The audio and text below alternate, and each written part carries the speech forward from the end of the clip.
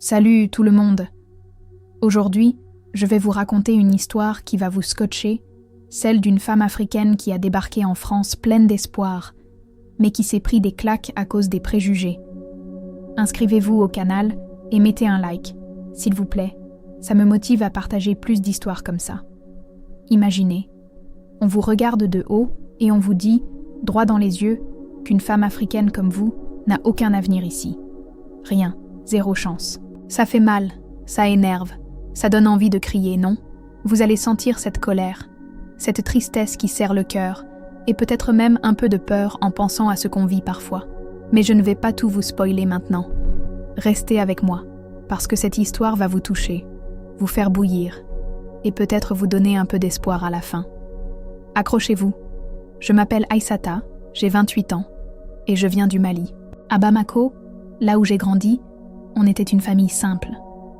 Mes parents vendaient des tissus au marché, et ma mère me répétait toujours « Aïssata, bosse dur, va loin, construis ta vie ». J'ai tout donné à l'école, j'ai appris le français, et je rêvais de la France comme d'un endroit où je pourrais avoir ma chance. Pas pour devenir millionnaire, hein? Juste pour vivre dignement, avoir un job correct, aider ma famille. En 2020, après des mois à galérer avec la paperasse, j'ai enfin eu mon visa. J'ai atterri à Lyon, une ville avec des immeubles qui brillent, des rivières partout, mais aussi des quartiers comme la Duchère, où je vis avec ma cousine. Là-bas, on trouve des marchés avec du manioc, du piment, ça sent l'Afrique, mais on sent aussi les regards qui jugent. Au début, j'étais trop excitée. J'avais mes diplômes, un bac en gestion, et j'avais bossé comme assistante dans une petite boîte au Mali. Je me disais, ici, je vais trouver un job dans un bureau, envoyer de l'argent à mes parents, tout va bien se passer. Mais la réalité m'a vite rattrapée. D'abord, trouver un appart. J'appelle un proprio, Pierre, pour un petit studio près du métro. Au téléphone, il est sympa. Viens visiter demain, pas de souci. J'arrive avec mon foulard coloré, mon sourire, et là, son visage change. Il me sort. Désolé, c'est déjà pris. Je sais qu'il ment. L'annonce est encore en ligne. J'ai senti mon cœur se serrer. J'avais envie de pleurer, mais j'ai juste dit « Ok, merci ». Ce genre de moment, c'est dur. Tu te sens rejeté sans qu'on te dise pourquoi. Mais tu sais très bien que c'est à cause de ta tête, de ton accent malien. Pour payer mes factures, j'ai trouvé un petit boulot dans un café près de la place Bellecour. C'était pas le rêve. Nettoyer les tables, servir des croissants, encaisser. L'odeur du café chaud le matin, c'était sympa. Ça me rappelait un peu les matins chez moi. Mais ma chef, Sophie, une blonde d'une 40aine d'années, elle était froide avec moi. Avec les autres serveuses, elle papotait. Elle riait. Moi, elle me parlait comme si j'étais une machine. Aïssata, plus vite, les clients attendent. Un jour, un client me commande un café, je le sers avec un sourire et il me lâche, tout bas. « Retourne chez toi, on n'a pas besoin de vous ici. » Sophie entend, mais elle fait semblant de rien. Pire, elle me dit après, « Laisse tomber, c'est normal. » Normal? Ça m'a mise hors de moi, mais j'ai rien dit. J'ai ravalé ma colère, ma tristesse, parce que j'avais besoin de ce boulot. Et puis, chercher un meilleur job, c'était l'enfer. J'envoyais des CV pour des postes d'assistante administrative. Je passais des entretiens. À chaque fois, la même rengaine. Votre expérience est bien, mais pas en France. Et votre accent, ça pourrait gêner les clients. Mon accent. J'ai appris le français toute ma vie.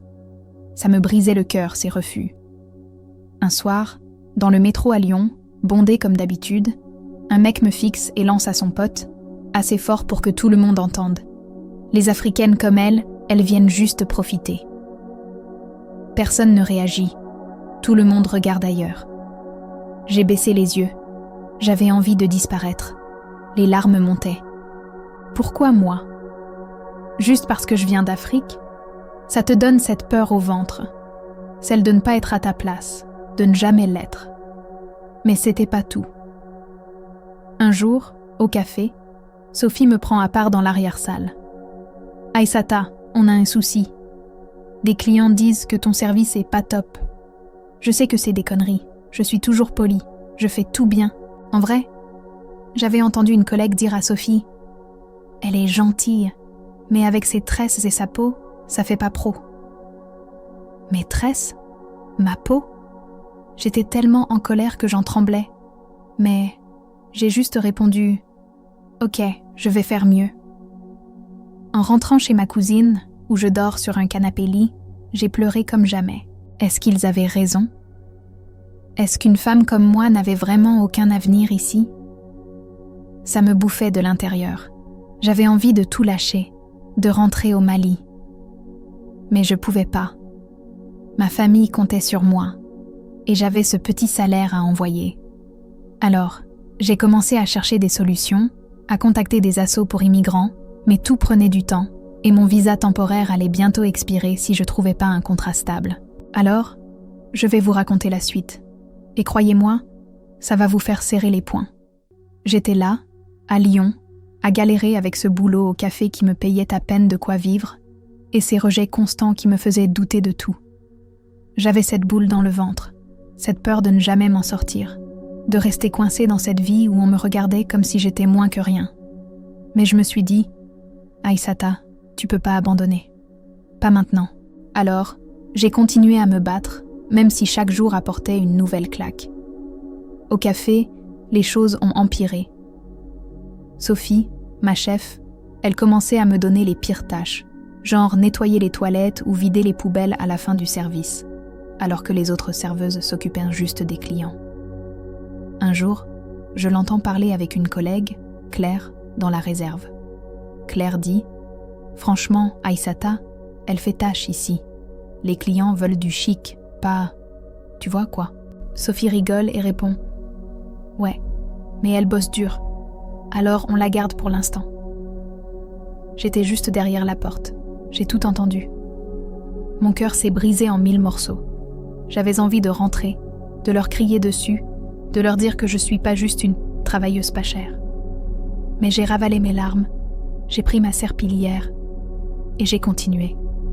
Ce genre de moment, ça te donne envie de hurler, mais tu te tais parce que t'as besoin de cet argent. En parallèle, je cherchais toujours un meilleur boulot. J'avais un rêve, travailler dans un bureau, peut-être dans une association ou une petite entreprise, quelque chose qui me donnerait un contrat stable pour renouveler mon visa. J'envoyais des CV tous les soirs après le boulot, sur l'ordi de ma cousine, jusqu'à minuit parfois. L'odeur de thé à la menthe qu'on buvait ensemble, ça me rappelait la maison, mais ça me rendait aussi triste, parce que je me sentais loin de tout. À chaque entretien, c'était la même histoire. Une fois, une recruteuse, une femme d'une 50aine d'années avec un chignon parfait, me dit « Votre profil est intéressant, mais on cherche quelqu'un avec un français plus... fluide. » Fluide ? J'ai grandi en parlant français.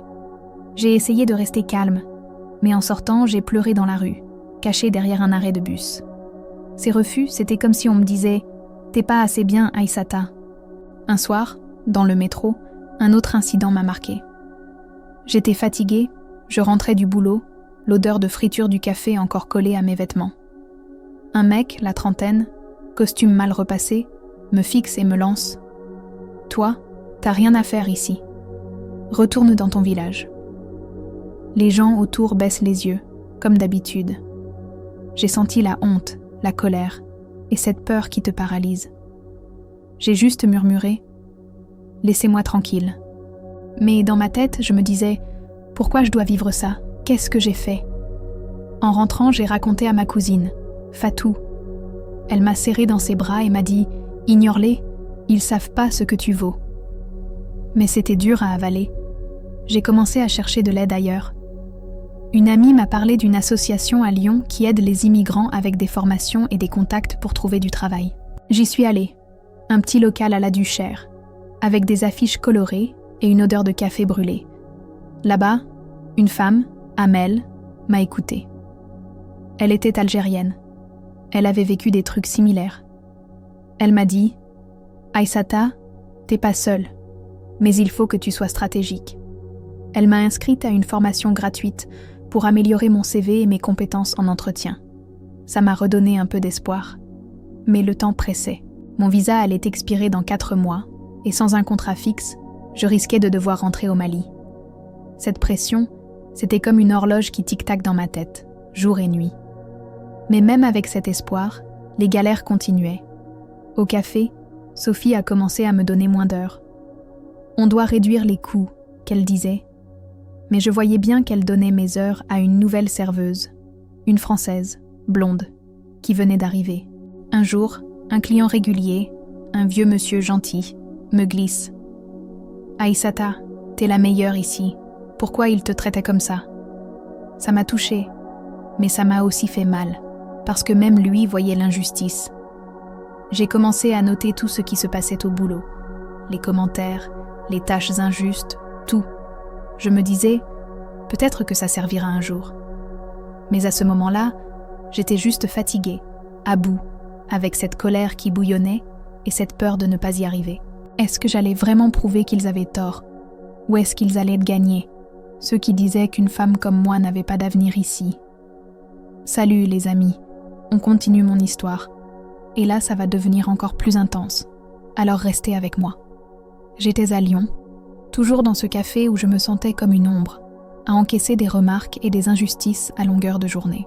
J'avais cette formation en poche grâce à l'association, mais la pression montait, avec mon visa qui allait expirer et cette voix dans ma tête qui répétait « Aïssata, tu vas échouer, ils avaient raison, t'as pas ta place ici. » Ça me faisait peur, vraiment, mais je me raccrochais à ce petit espoir que quelque chose allait changer. Vous savez, ce moment où t'es à bout, mais tu te dis « Non, je lâche pas encore ». C'est ça qui me tenait. À l'association, la formation avançait. On était un petit groupe, des gens comme moi, des Maliens, des Marocains, des Congolais, tous à essayer de s'en sortir. L'odeur du thé qu'on partageait pendant les pauses, ça me rappelait Bamako, et ça me donnait un peu de force.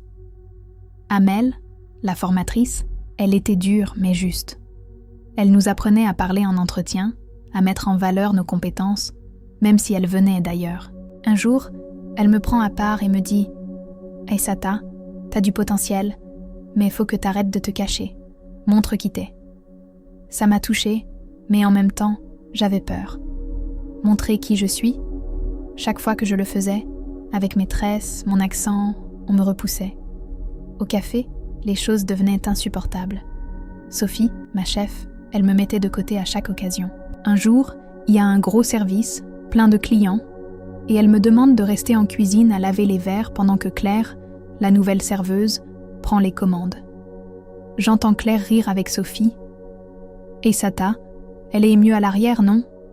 Ça fait plus propre pour les clients. » J'ai senti une colère monter, mais aussi une honte, comme si j'étais pas digne d'être vue.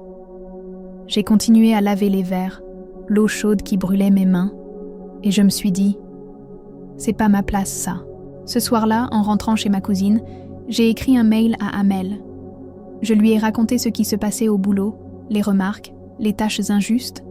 Elle m'a répondu « Garde des preuves, Aïssata, et viens à la prochaine session, on va t'aider. » Ça m'a donné un peu de courage, mais j'avais toujours cette peur au ventre. En parallèle, je continuais à postuler à des jobs. Un jour, je décroche un entretien pour un poste d'assistante dans une petite ONG à Lyon qui aide les jeunes dans les banlieues. J'étais excitée, mais nerveuse. J'ai mis ma plus belle chemise. J'ai refait mes tresses pour être présentable.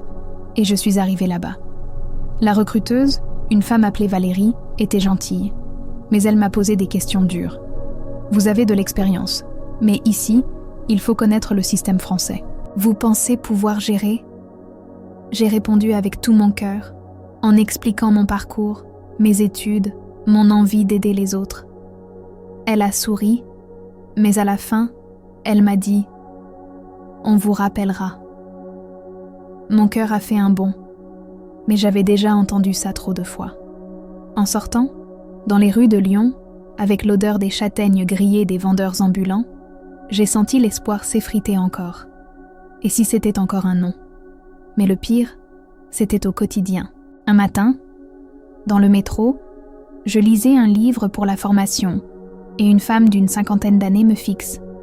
Elle me dit assez fort pour que tout le monde entende.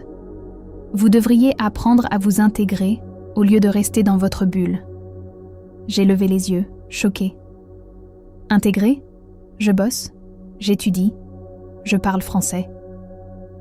J'ai voulu répondre, mais les mots sont restés coincés. Les gens autour regardaient ailleurs, comme toujours. J'ai senti les larmes monter, mais je me suis retenue. En arrivant chez ma cousine, j'ai craqué. Je lui ai dit « Fatou, je sais pas si je vais y arriver. On me rejette partout, on me dit que je vaux rien. » Elle m'a serré fort et m'a dit « T'es plus forte qu'eux. Aïssata, continue. » Ces mots, c'était comme une petite lumière dans tout ce noir. J'ai décidé de m'accrocher à la formation. Amel nous a présenté un contact, un gars qui travaillait dans une autre association à Lyon. Il cherchait quelqu'un pour un projet temporaire. Pas un gros poste, mais un truc qui pouvait ouvrir des portes. J'ai sauté sur l'occasion, même si ça voulait dire jongler avec le café et la formation. J'avais peur de ne pas être à la hauteur, peur qu'on me rejette encore à cause de mon accent ou de ma peau. Mais je me suis dit, Aïssata, c'est ta chance, faut la prendre.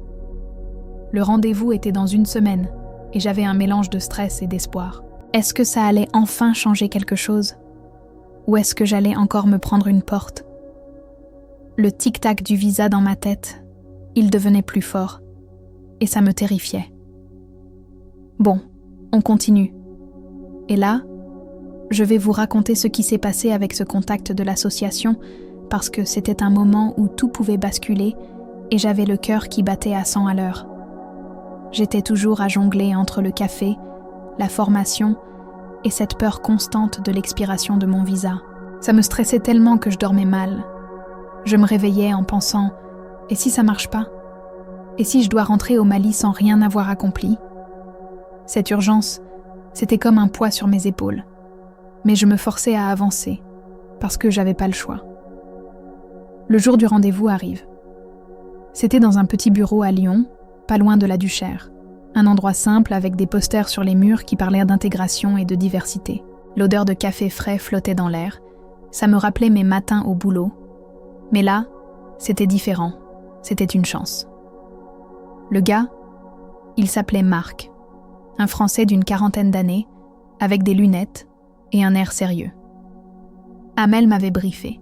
« Sois toi-même, Aïssata, mais montre tes forces. » J'entre, je souris, et on commence à discuter. Je lui raconte mon parcours, mes études au Mali, mon expérience comme assistante, et comment je voulais aider dans leur projet pour les jeunes immigrants. Il écoute, il note, et puis il me pose la question fatale. « Vous avez déjà travaillé en France ? Votre accent, ça va pas poser problème ? » Mon cœur s'arrête 1 seconde. Encore ça ? J'ai respiré un grand coup et j'ai répondu « Mon accent, c'est une partie de moi. Mais je parle français couramment et je sais m'adapter. J'ai bossé dur pour être ici. » Il hoche la tête, mais je vois bien qu'il hésite. À la fin, il me dit « On vous recontacte bientôt. » En sortant, j'avais un mélange de frustration et d'espoir. Est-ce que c'était encore un rejet déguisé ? De retour au café, Sophie en profite pour me charger encore plus. Elle me donne des horaires impossibles, genre finir tard et recommencer tôt le lendemain. Un jour, je lui dis que je peux pas, à cause de la formation, et elle me sort. « Si t'es pas contente, il y en a d'autres qui attendent ta place. » J'ai senti la rage monter, mais j'ai rien dit. Claire, la collègue, elle me regarde avec un sourire faux et ajoute « Ouais, faut s'adapter, Aïssata. » Adapter ? J'étais en train d'adapter toute ma vie. Ce soir-là, j'ai noté tout ça dans mon petit carnet, les dates, les mots, parce que Amel m'avait dit que ça pouvait servir si je décidais de signaler. Mais j'avais peur des représailles, peur de perdre mon boulot avant d'en trouver un autre. Avec ma cousine, Fatou, on en parlait souvent. Elle travaillait dans une usine, elle aussi avait vécu des trucs durs.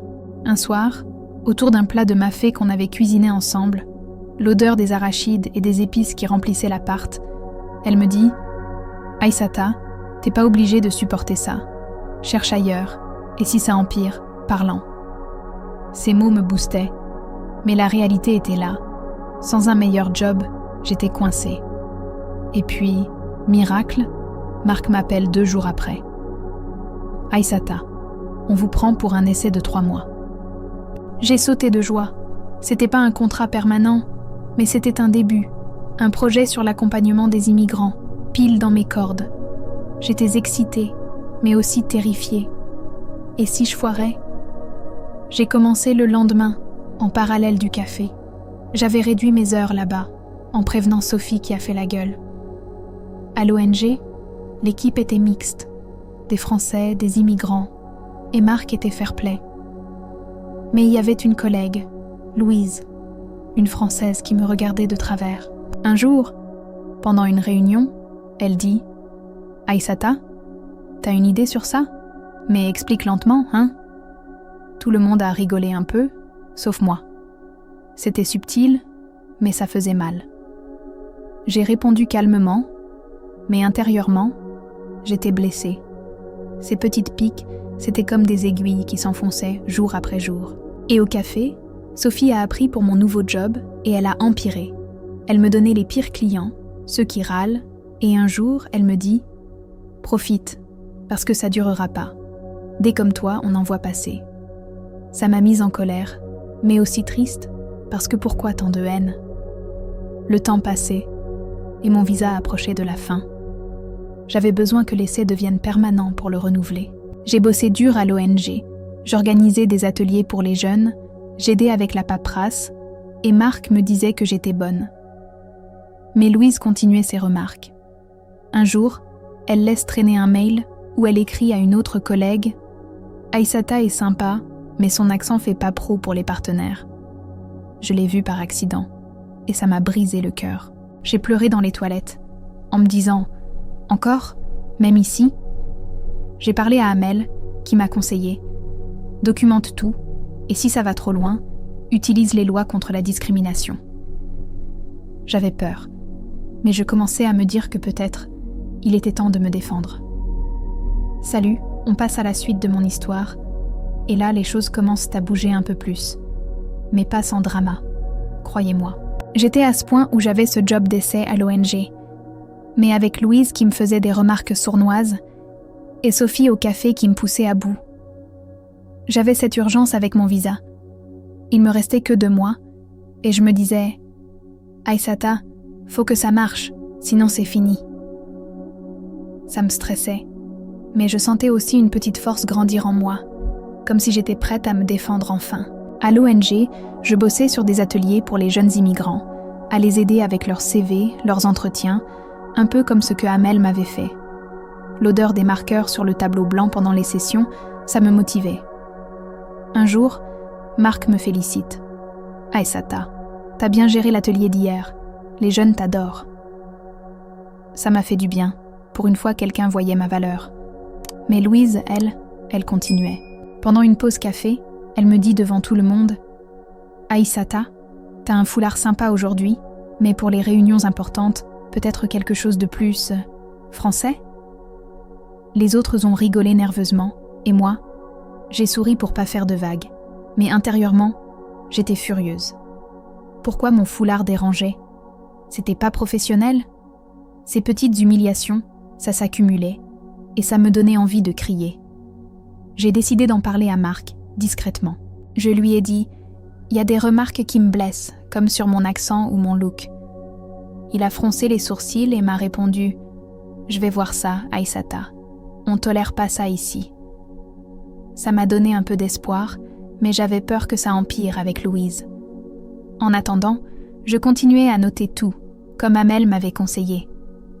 Au café, Sophie a appris que j'avais réduit mes heures, et elle m'a convoquée. « Si t'es pas là à 100%, je te vire. » J'ai expliqué que j'avais un autre job et elle a ricané. « Un autre job? Pour quelqu'un comme toi? Bonne chance. » Ça m'a blessée, mais j'ai tenu bon.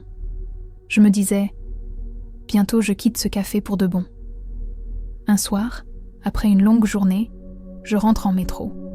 Et là, un groupe de mecs commence à me fixer. L'un d'eux dit « Hey, l'Africaine, t'as pas assez profité? Rentre chez toi. » J'ai senti la peur me glacer. Mais pour la première fois, j'ai répondu « Je suis chez moi ici aussi. » Ils ont rigolé, mais une dame âgée à côté m'a souri et a dit « Bien dit, ma fille ». Ce petit moment m'a boostée, comme si je commençais à me sentir plus forte. Chez Fatou, on a fêté ça avec un thé, et elle m'a dit « T'es en train de changer, Aïssata, continue comme ça ». À l'association avec Amel, on a parlé de mes notes. Elle m'a expliqué qu'en France, il y a des lois contre la discrimination, comme contacter la HALD ou un truc comme ça, mais sans entrer dans les détails compliqués. Elle m'a dit « Si t'as des preuves, tu peux signaler anonymement ». J'hésitais, parce que j'avais peur de perdre tout, mais l'idée germait. En même temps, à l'ONG, Marc m'a appelé pour une réunion. Il m'a dit « Ton essai est presque fini, et on est content. On pense à te garder. » Mon cœur a explosé de joie, mais il a ajouté « On va discuter avec l'équipe. » Et là, je savais que Louise allait peser dans la balance. J'avais peur qu'elle sabote tout. Le lendemain, pendant une session à l'ONG, Louise fait une remarque en plein atelier. « Aïssata, explique mieux. Certains comprennent pas ton accent. » Un jeune dans le groupe, un Malien comme moi, me défend. « On comprend très bien, madame. » Ça a créé un malaise, et Marc a vu la scène. Après, il me prend à part. Je m'occupe de ça. J'étais reconnaissante, mais stressée. Est-ce que ça allait me coûter mon job? Le soir, j'ai appelé ma mère au Mali, l'odeur de la soupe que Fatou préparait en fond. Ma mère m'a dit « Aïssata, Dieu te protège, reste forte. » Ces mots m'ont aidé à tenir. Avec le temps qui pressait pour le visa, j'ai poussé Marc pour une décision rapide. Il m'a promis une réponse dans la semaine. En attendant, je me préparais au pire, en cherchant d'autres options. Mais au fond, j'espérais que ça marche, que je prouve enfin à tous ces gens qu'ils se trompaient sur moi. La tension montait, et je me demandais ce qui allait arriver. Bon, la suite arrive.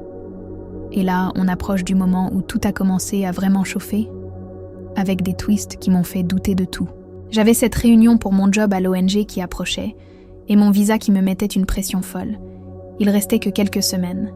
Je me disais « Aïssata, si ça rate, c'est le retour forcé au Mali, et tous ces efforts pour rien. » Ça me terrifiait, mais je sentais que j'étais proche d'un changement, même si les obstacles s'empilaient encore. Le jour de la réunion arrive. On était tous autour de la table, avec du café et des biscuits, l'odeur de vanille qui flottait. Mais moi, j'avais l'estomac noué. Marc ouvre. On discute du poste d'Aïssata. Son essai s'est bien passé. Tout le monde hoche la tête, sauf Louise, qui prend la parole. Elle est motivée, mais franchement, son accent pose problème avec les partenaires externes. Et son style, c'est pas toujours adapté. J'ai senti mon sang bouillir, mais j'ai gardé le calme. Marc la coupe. « Louise, on en a parlé, c'est pas acceptable. Aïssata apporte beaucoup, avec son expérience personnelle sur l'immigration. » Elle rougit, mais elle insiste. Je dis juste ce que je pense, pour le bien de l'équipe. À ce moment, un autre collègue, Ahmed, qui est marocain, me défend.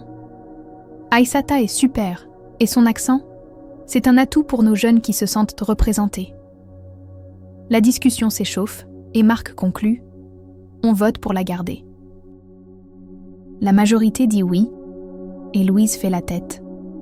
J'étais soulagée, mais je voyais bien qu'elle m'en voulait. Après la réunion, Marc me signe un contrat permanent. Bienvenue officiellement, Aïssata. J'ai pleuré de joie en sortant.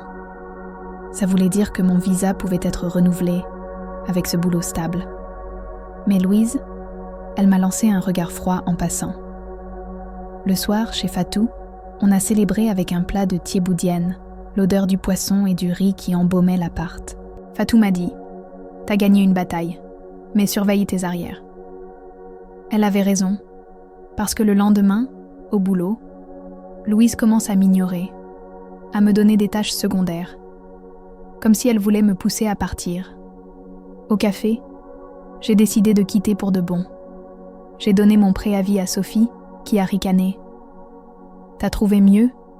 Incroyable, mais reviens pas supplier quand ça foirera. » Ces mots m'ont blessée, mais j'étais fière de moi.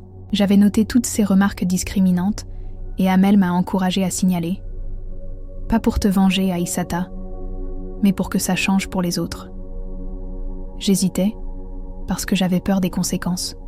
Mais l'idée de laisser couler, ça me rongeait. Un jour, un ancien collègue du café m'appelle. « Aïssata, Sophie dit des trucs horribles sur toi depuis que t'es partie. » Ça m'a mise en colère, et j'ai décidé d'agir.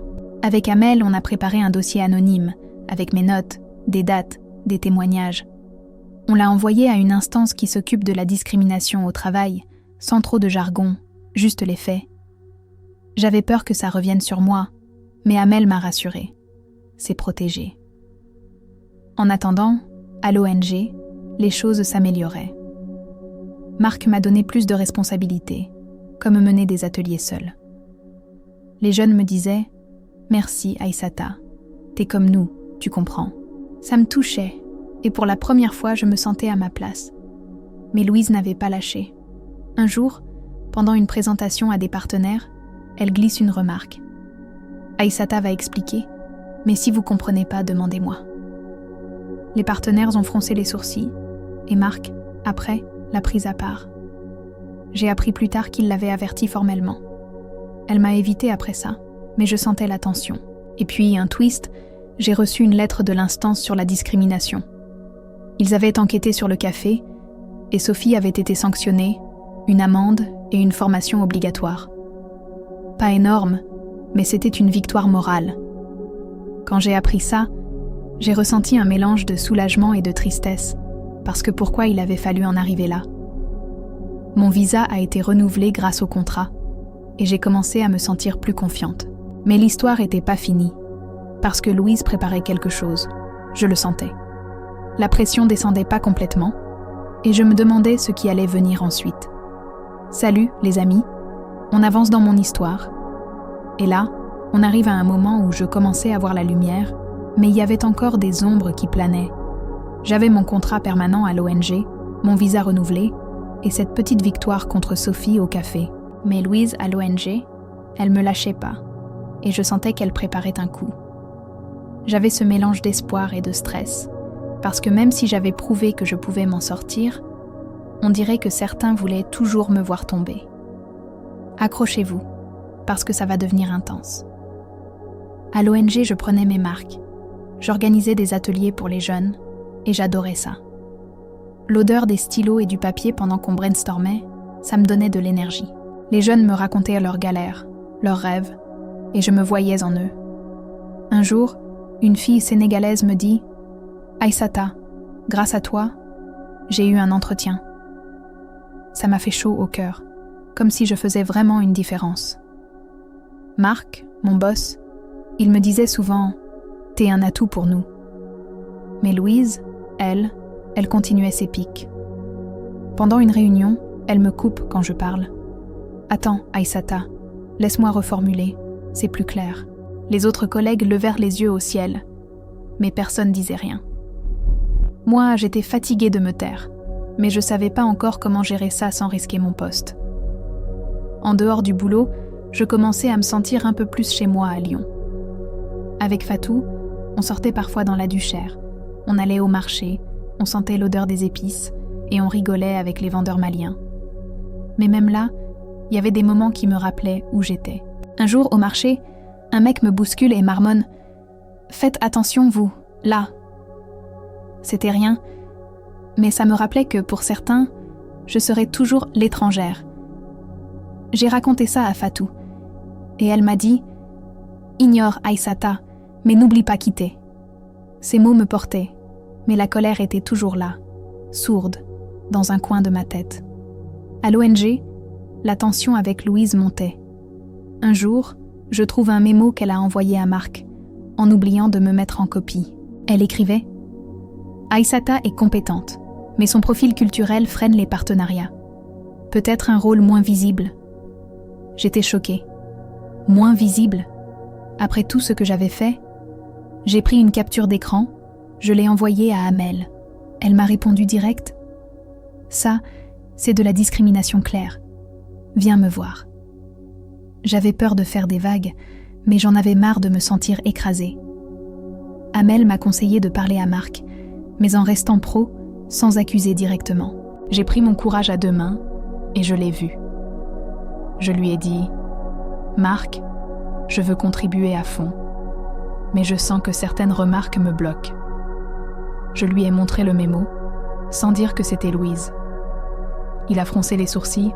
« Ça va pas, je vais enquêter. » J'étais soulagée, mais je tremblais en pensant à ce que Louise pourrait faire si elle savait que j'avais parlé. Le lendemain, Marc organise une réunion d'équipe.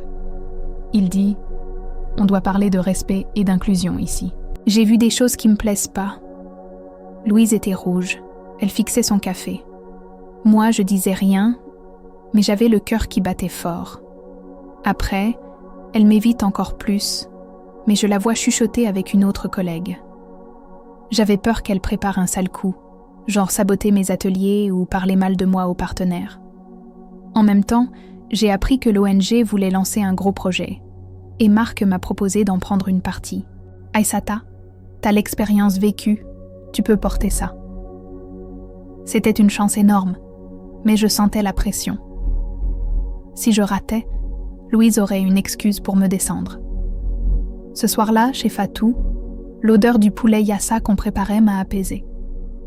J'ai appelé ma mère au Mali, et elle m'a dit « Aïssata, t'es une guerrière, personne peut t'arrêter. » Ces mots, c'était ma force, mais je savais que la bataille n'était pas finie et que Louise allait pas lâcher si facilement.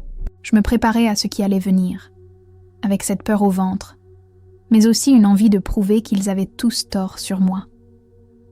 Salut les amis, on continue, et là, on arrive à un moment où tout s'accélère, avec des émotions qui vont vous remuer.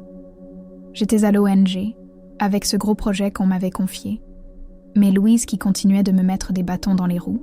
J'avais prouvé que je pouvais tenir tête avec mon contrat, mon visa renouvelé et la petite victoire contre Sophie au café. Mais j'avais toujours cette peur au fond de moi. Et si Louise arrivait à tout gâcher? Restez avec moi, parce que ça va devenir intense. Et il y a un twist qui va vous surprendre. Le projet à l'ONG, c'était sur l'intégration des jeunes immigrants dans les écoles de Lyon. Je devais organiser des ateliers, parler à des profs, des parents, et même présenter devant des partenaires. J'étais excitée, mais morte de trouille. L'odeur du papier frais des dossiers qu'on préparait, ça me donnait de l'énergie, mais Louise était toujours là, à me surveiller. Un jour, avant une grosse présentation, elle me dit « Aïssata, t'es sûre que t'es prête? Ton accent pourrait perdre les gens. » J'ai souri, mais intérieurement, j'étais en rage. J'ai répondu « T'inquiète, je gère », mais ces mots restèrent dans ma tête, comme un poison. J'ai bossé toute la nuit, répétant mon discours devant le miroir de la salle de bain chez Fatou, avec l'odeur du savon à la menthe qui flottait. Le jour de la présentation arrive. La salle était pleine, des partenaires, des collègues, Marc au premier rang. Je commence à parler. Je raconte comment les jeunes immigrants ont besoin de soutien pour se sentir chez eux.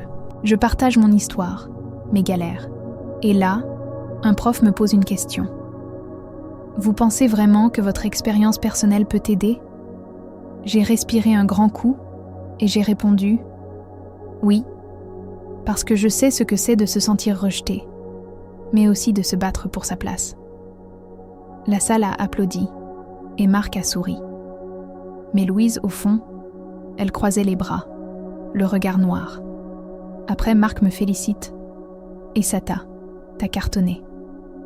On va te donner plus de responsabilités sur ce projet. » J'étais aux anges, mais je sentais que Louise préparait quelque chose. Et j'avais raison. Quelques jours plus tard, je trouve un email anonyme envoyé à tout le monde, disant que j'avais exagéré mon expérience pour avoir le poste. Je savais que c'était Louise, même sans preuve. Mon cœur s'est serré. J'avais peur que ça ruine tout. J'ai montré l'email à Amel, qui m'a dit « Ça, c'est grave. Va voir Marc, mais reste calme. » J'ai pris rendez-vous avec lui et je lui ai tout raconté. L'email, les remarques de Louise, le mémo d'avant. Marc était furieux. « On va enquêter, Aïssata. Ça va pas se passer comme ça. » J'étais soulagée, mais terrifiée. Et si ça empirait? En parallèle, j'ai appris que l'instance de discrimination avait envoyé une mise en garde officielle à l'ONG après mon signalement anonyme sur le café. Ça parlait de pratiques discriminatoires dans certaines structures, sans citer de nom. Louise a dû entendre parler parce qu'elle est devenue encore plus froide. Un jour, elle me confronte dans la salle de pause, l'odeur du café brûlé dans l'air. « Aissata, si t'as des problèmes avec moi, dis-le directement. » J'ai répondu « J'ai rien dit, Louise, mais je veux juste travailler en paix. » Elle est partie, mais je voyais qu'elle était nerveuse. Marc m'a appelé après. « Aissata, on a trouvé que l'email venait d'un compte interne. Louise est suspendue le temps de l'enquête. » J'ai senti un poids s'enlever, mais aussi de la tristesse. Pourquoi elle m'en voulait autant? Avec Louise absente, j'ai pris la tête du projet. Les jeunes que j'aidais me remerciaient. Une fille m'a même écrit une lettre. « Aissata, t'es un modèle pour nous. » Ça m'a fait pleurer de joie. Fatou et moi, on a fêté ça avec un plat de dibi, l'odeur de la viande grillée qui remplissait l'appart. Mais je savais que Louise reviendrait, et j'avais peur de ce qu'elle pourrait faire. En même temps, j'avais prouvé à tout le monde, et à moi-même, qu'une femme africaine pouvait avoir un avenir ici. Mais l'histoire n'était pas finie, et un dernier défi m'attendait. Salut les amis, on arrive à la dernière partie de mon histoire, et là, c'est le moment où tout se joue, avec des émotions qui vont vous faire vibrer. J'avais pris la tête du projet à l'ONG, Louise était suspendue, et j'avais prouvé que je pouvais m'en sortir, malgré les préjugés. Mais j'avais toujours cette petite peur au fond. Est-ce que c'était vraiment fini? Est-ce que j'avais vraiment montré à tout le monde qu'une femme africaine comme moi pouvait avoir un avenir en France? Accrochez-vous, parce que le final va vous surprendre, sans tomber dans le conte de fées. À l'ONG, le projet avançait à fond. J'organisais des ateliers, je rencontrais des écoles, et les jeunes me faisaient confiance. L'odeur des crayons et des feuilles qu'on distribuait pendant les sessions, ça me donnait un boost incroyable. Marc me disait « Aissata, t'es devenue essentielle ici. » Ça me faisait chaud au cœur, mais je restais sur mes gardes, parce que Louise allait bientôt revenir de sa suspension. J'avais entendu des rumeurs qu'elle parlait de moi en mal à des collègues, disant que j'avais manipulé pour la faire suspendre. Ça m'énervait, mais je me concentrais sur mon boulot. J'avais pas envie de tomber dans son jeu. Un jour, on a organisé un grand événement pour présenter le projet à des partenaires, dans une salle à Lyon, avec des banderoles et l'odeur de pâtisserie française sur les tables. J'étais censée faire un discours devant tout le monde, des profs, des élus locaux, des jeunes. J'étais stressée, mais prête. Juste avant, une collègue me glisse « Louise est là, fais gaffe ». Mon cœur s'est accéléré. Elle était revenue, et je la voyais au fond de la salle, bras croisés, avec un sourire en coin. Pendant mon discours, je parle des jeunes immigrants, de leurs rêves, de mes propres galères. Je dis « Moi, on m'a dit qu'une femme africaine n'aurait jamais d'avenir ici, mais je suis là et je vais pas m'arrêter. » La salle applaudit fort, et j'entends un jeune crier « Bravo Aissata !» Mais Louise, elle quitte la salle. J'ai senti un mélange de victoire et de stress. Après l'événement, Marc m'appelle. « Aissata, ton discours a marqué tout le monde. On a une proposition. » Il me dit qu'une association partenaire veut me recruter pour un poste plus grand, à temps plein, pour gérer des projets dans tout Lyon. C'était énorme. Un salaire meilleur, plus de responsabilités et une chance de vraiment changer les choses. J'ai dit oui direct, les larmes aux yeux. En rentrant chez Fatou, l'odeur du thé à la menthe qu'on buvait ensemble, j'ai appelé ma mère au Mali. Elle a pleuré au téléphone. « Aissata, t'as rendu tout le monde fier. » Mais je savais que Louise n'allait pas laisser passer ça. Le lendemain, je reçois un message anonyme. « Profite, mais ça durera pas. » J'ai tout de suite pensé à elle. J'en ai parlé à Amel, qui m'a dit « Ignore, mais garde tout. » J'ai montré le message à Marc, et il m'a promis de renforcer les règles contre le harcèlement à l'ONG. Quelques jours plus tard, j'apprends que Louise a été mutée à un autre projet, loin de moi. Pas virée, mais éloignée. C'était pas une punition énorme, mais pour moi, c'était une victoire morale. J'avais tenu bon, sans me venger, juste en étant moi. Avec ce nouveau poste, j'ai commencé à construire ma vie à Lyon. J'ai trouvé un petit appart, rien de fou, mais à moi, près de la Duchère. L'odeur du pain frais du boulanger en bas de chez moi, ça me faisait sourire chaque matin. J'envoyais plus d'argent à ma famille, et je me sentais enfin chez moi. Les remarques dans le métro, les regards, ils existaient toujours, mais je les laissais plus me détruire. J'avais prouvé qu'ils avaient tort, ceux qui disaient qu'une femme comme moi n'avait pas d'avenir. Mais le plus beau, c'était les jeunes que j'aidais. Une fille, Mariam, m'a dit « Aïssata, t'es ma héros ». Ça m'a touché au cœur. J'avais transformé ma douleur en quelque chose de positif. Et ça, personne ne pouvait me l'enlever. Salut les amis, on arrive au dernier bout de mon histoire. Et là, je vais vous raconter comment tout s'est bouclé, avec un mélange de fierté, d'émotion et une petite touche de revanche morale qui fait du bien. J'étais dans ce nouveau poste à Lyon, j'avais mon appart, et j'avais prouvé à tout le monde, surtout à moi-même, qu'une femme africaine comme moi pouvait avoir un avenir en France. Mais il y avait encore quelques moments qui m'ont secouée avant de vraiment sentir que j'avais gagné. Restez jusqu'au bout parce que ça va vous toucher et je veux entendre vos histoires après. Dans mon nouveau job, je gérais des projets pour aider les jeunes immigrants dans tout Lyon. Chaque matin, je me réveillais dans mon petit appart, l'odeur du café que je faisais dans ma vieille cafetière, et je me disais « Aïssata, t'as fait du chemin ». Je travaillais avec des écoles, des assos et même des élus locaux.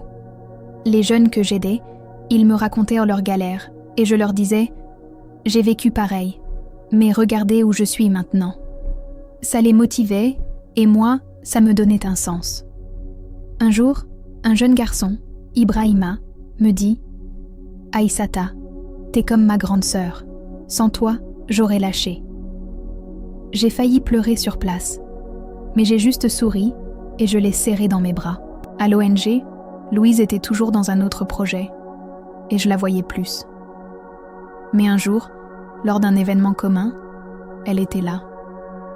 Je l'ai vue discuter avec des partenaires et nos regards se sont croisés. Elle m'a fait un petit sourire crispé et pour la première fois, j'ai pas baissé les yeux. J'ai pensé à tout ce qu'elle m'avait fait subir, ses remarques, son mémo, son email. J'ai marché vers elle, calmement, et je lui ai dit « Louise, je te souhaite bonne chance dans ton projet. Moi, je fais ce que j'aime ici. » Elle a bafouillé un « merci » et elle est partie vite. C'était pas une grande confrontation, mais pour moi, c'était énorme. J'avais pas besoin de crier ou de me venger. Juste être là, réussir, c'était ma réponse. Un soir, en rentrant chez moi, j'ai trouvé une lettre d'une asso que j'avais aidée.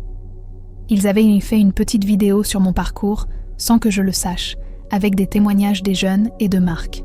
Ils l'avaient postée en ligne et elle avait été partagée pas mal de fois. Dans la vidéo, une fille disait « Aïssata m'a montré qu'on peut se battre contre les préjugés. » J'ai pleuré devant mon écran, l'odeur du poulet braisé que j'avais préparé en fond. Pas parce que j'étais triste, mais parce que j'avais transformé toute cette douleur en quelque chose de beau. Cette vidéo, c'était pas virale comme une star d'internet, mais pour moi c'était ma victoire, ma preuve que j'avais ma place. Avec Fatou, on a fêté ça chez moi, avec du thieboudienne et de la musique malienne à fond. Elle m'a dit « Aïssata, t'as montré à tout le monde qu'ils avaient tort. » J'ai appelé ma mère au Mali et elle m'a dit « Ma fille, t'es une étoile. » Ces mots, ils valaient plus que tout. Les regards dans le métro, les remarques, ils existaient encore, mais je les laissais plus me définir. J'avais construit ma vie, pas à pas, et j'étais fière. Maintenant, je continue à bosser pour les jeunes, à leur montrer qu'ils peuvent y arriver, comme moi. J'ai pas oublié d'où je viens, ni les claques que j'ai prises. Mais chaque fois qu'un jeune me dit merci, je me dis que tout ça valait le coup. Alors, si t'as vécu des galères comme moi, partage ton histoire dans les commentaires. Commentez. Quelle a été votre pire expérience comme immigrant en France? Et si vous vous reconnaissez dans mon parcours, abonnez-vous et activez la cloche pour plus d'histoires de résistance. Partagez si vous aussi, vous avez déjà prouvé qu'ils avaient tort. On se retrouve bientôt.